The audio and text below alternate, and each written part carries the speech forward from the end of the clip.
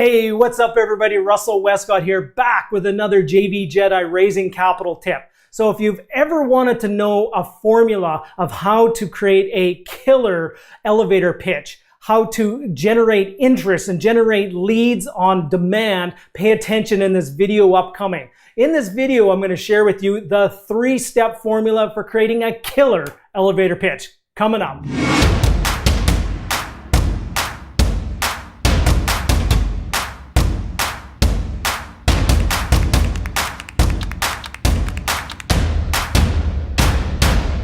Welcome back everybody, Russell Westcott here, hashtag JV Jedi, coming to you with another Raising Capital tip. I'm going to try my best to keep this one short, but there is a lot to cover here. If we were doing this live, I would walk you through your case scenario specifically. So here's the formula. Think about it in this, HSO. The H stands for hook, the S stands for story, and the O stands for offer. Tell you what, I've been out to a lot of networking events, and a lot of these events have these things called elevator pitches where you can get up and you can talk about your deal, and a lot of people come up to them, and you know what, they're not very good.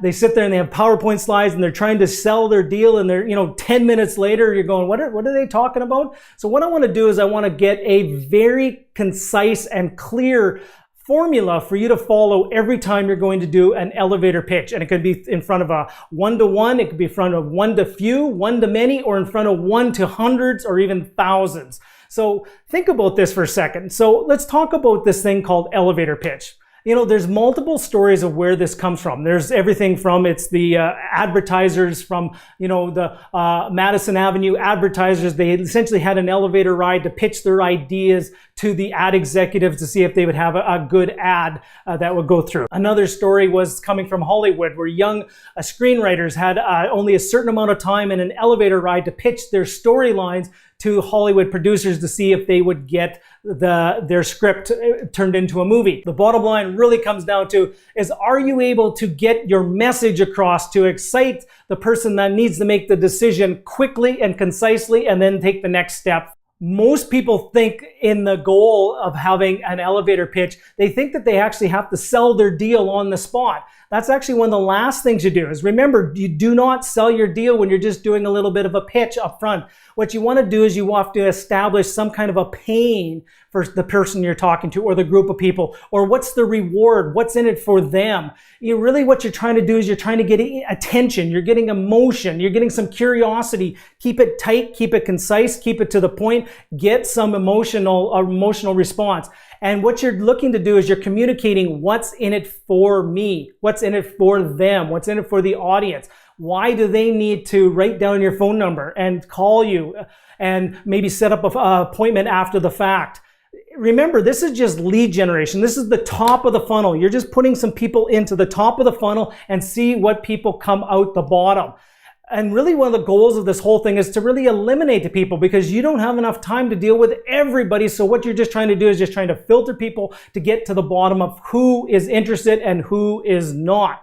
And the 100% goal of this is not to sell your deal on the spot. It is to really book in a follow-up meeting. And in that follow-up meeting is where you can present more of your ideas and more of your deal for your investment partners. So here's the 3-step formula. And remember, I said it's hook, story, offer. Simple, simple, simple. You must have a compelling hook right up the front. You must offer a story. Don't make it a long War and Peace story. It needs to be a tight, concise story, and then it needs to have an offer. It needs to have a call to action at the end. So talk about hooks. So I'm going to share an example here. So I was at a networking event. A person came up, they did their presentation, and it was a long presentation. It was an elevator pitch, and it was probably about 7 or 8 minutes. And I was really trying to follow it. I really wanted to pay attention, and they didn't have a hook. They didn't get up right off the bat, and they didn't hook the audience. For example, you need to know who your audience is. At this event, it was a group of real estate investors in the Vancouver marketplace. One of the difficulties in the Vancouver marketplace is finding cash flow, finding good cash flowing properties based upon the price and the rents. So after I pulled the person aside and I said, you know what you have is you actually have a unicorn in the Vancouver marketplace. You actually have an amazing cash flow opportunity in a market that is tough to cash flow. So I said, you know what you got to do is you got to grab the attention of the audience and hook them. And I mentioned this as a suggestion is why don't you come out and say, do any of you believe in unicorns? Put up your hand if you believe in a unicorn. And then from there is, does everyone know what a unicorn is in the Vancouver real estate market? A property that cash flows. As a matter of fact, my husband and I have multiple properties that cash flow because we specialize in seniors housing, and we specialize in a specific niche. And you can then tell the quick story about how you discovered this niche and how you got into it. And then at the end of that, so that's the hook. The story is what you're about, how you came up with this, what's your specific niche in the market, why somebody needs to contact you. And then the offer is at the end, if you'd love to have a conversation, how I can show you how you can get involved in a unicorn property in the Vancouver marketplace of a property that cash flows, by all means, here's my telephone number, give me a phone call. Tight, concise, hook, story, offer. That is the formula that you need to have whenever you have a conversation with people right off the bat. So I sure hope you enjoyed those three things. Remember, hook, story, offer. So here are a couple quick action steps to wrap this up for you. Have a compelling opportunity, right? Not just a run-of-the-mill things, but you make sure you have a good, compelling opportunity to offer to people first. The next is make sure you follow that HSO, hook, story, opportunity formula when you're doing any kind of elevator pitch.